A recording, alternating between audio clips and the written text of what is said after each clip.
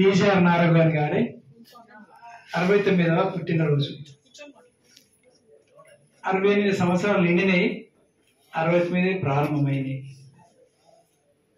మాటల సందర్భంగా ఒక 10 రోజుల క్రితం పుట్టినరోజు చేసుకుంటే బాగుంటుంది అని అంటే, అవును, నేను 50వ ఏటనే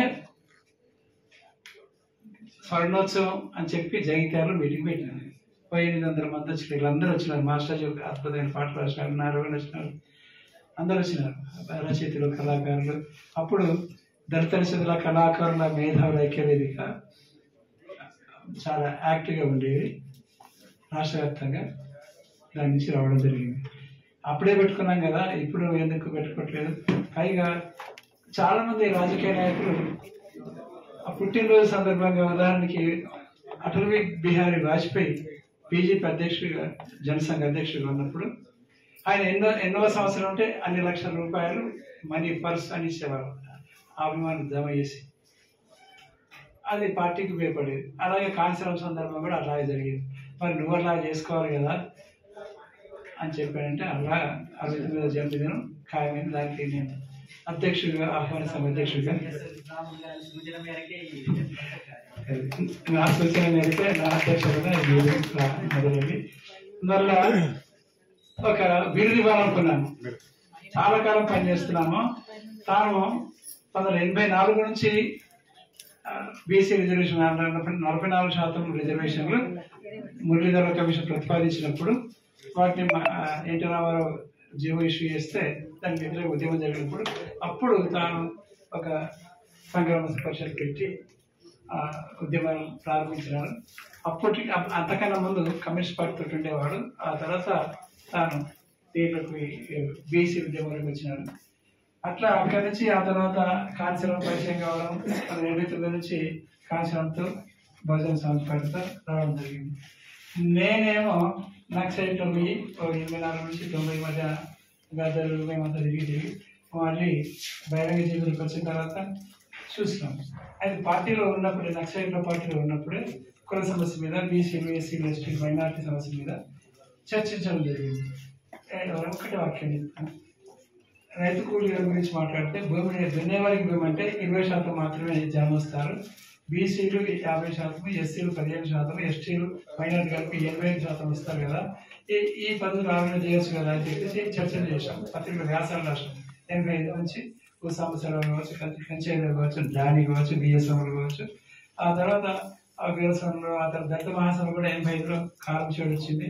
అది కూడా పెద్ద చర్చ తీసుకొచ్చింది. 91లో చుండూరు కూడా వచ్చింది, పెద్ద చర్చ తీసుకొచ్చింది. అట్లా 89లో ఇక్కడ బహుజన సమాజ్ పార్టీ యొక్క రాష్ట్ర మహాసభ ప్రారంభం జరిగింది. అందరూ కలిసి వచ్చినారు. దానికి ఎంతో ఆత్మీయంగా కొండరాజు బాబుజీ గారు ముందు తీసుకొచ్చినారు. 1990 నుంచి కూడా కొండరాజు బాబుజీ గారు అందరు కలుపుకుంటూ, బీసీలతో కలుపుకుంటూ 2 బస్సులు తీసుకొని దేశం తిరుగుదాం బీసీ రాజకీయ నాయకత్వం కోసం బయలుదేరినారు. అప్పుడు మేము బీసీ, ఎస్సీ, ఎస్టీ రచయితల కళాకారుల మేధావికి ఒకటి ఏర్పాటు చేయాలని అనుకున్నాము. గూడంజయ్య గారి నాయకత్వంలో గుంటూరులో జరిగింది. జూన్ 22 తేదీన 1992. ఆ తర్వాత డిసెంబర్లో మళ్ళీ నేను కర్ణాటకలో పెట్టాను. ఆ తర్వాత రాష్ట్ర మహాసభలు ఇక్కడ జరిగింది. ప్రారంభ సమావేశానికి మాస్టర్జీ, రాపుల రాములు, ఆ తర్వాత మాస్టర్జీ, నాలుగోని, ఆ తర్వాత రాష్ట్రం దానికి ఆనంద అధ్యక్షులుగా, ఆ తర్వాత స్పోక్స్ పర్సన్ గా కొండరాజు బాబుజీ ఆశీర్వదించి 2-3 సంవత్సరాల పాటు వారి భవనంలో మనకు ఆఫీస్ కూడా ఇవ్వడం జరిగింది. అట్లా దగ్గర కలుసుకునే వాళ్ళ సమస్త వర్ణ, వర్గ, కుల, లింగ, జాతి, మత, భాష, దేశ విచక్షణకి, అసమానతలకి వ్యతిరేకంగా సామాజిక, తాత్విక, రాజకీయ, సాంస్కృతిక రంగాల్లో, భావజాల రంగంలో కృషి చేస్తుంది అనేది దీని యొక్క ప్రణాళిక. సమస్త వర్ణ, వర్గ, కుల, లింగ, జాతి, మత, ప్రాంత, భాష, విచక్షణకి, అసమానతలకి వ్యతిరేకంగా. అదే ఆ క్రమంలోనే మేము తయారు చేసుకుంటూ అంబేద్కర్ భవన్ లో 2 రోజుల పాటు 2000 మందితో అద్భుతంగా ట్యాంక్ బండ్ కింద మీటింగ్ జరపడం జరిగింది. అట్లా మాస్టర్జీ గారు ప్రధాన కార్యదర్శి, నేను అధ్యక్షుడిగా, ఆ తర్వాత కార్యదర్శిగా, ఆ తర్వాత కె సీతారాములు, ఇంగిలాల గోది గారు, నెల్లూరు, విజయవాడ నుంచి షాదర్ మొయిద్దీన్ గారు, ఇంకా చాలా మంది అలాగే అందరం కలిసి పనిచేసాం. ఒక గొప్ప ఉత్తేజం. చాలా మందికి ఈ టీఆర్ఎస్ ఉద్యమం గురించి బాగా తెలిసేట్టు జరిగింది. అంత స్థాయిలో ఆ రోజులలో కాళేశ్వరం ఉద్యమం, బహుజన సమాజ్ పార్టీ మీటింగ్లు, అలాగే దర్గ మీటింగ్లు చాలా అద్భుతంగా జరిగినాయి. మేము ఒక రాష్ట్రంలో భావజాల చైతన్యం కోసం తిరగాలని చెప్పేసి ఒక ప్రణాళిక వేసుకున్నాం. ఉద్యోగంలో ఉండుకుంటున్నాయి.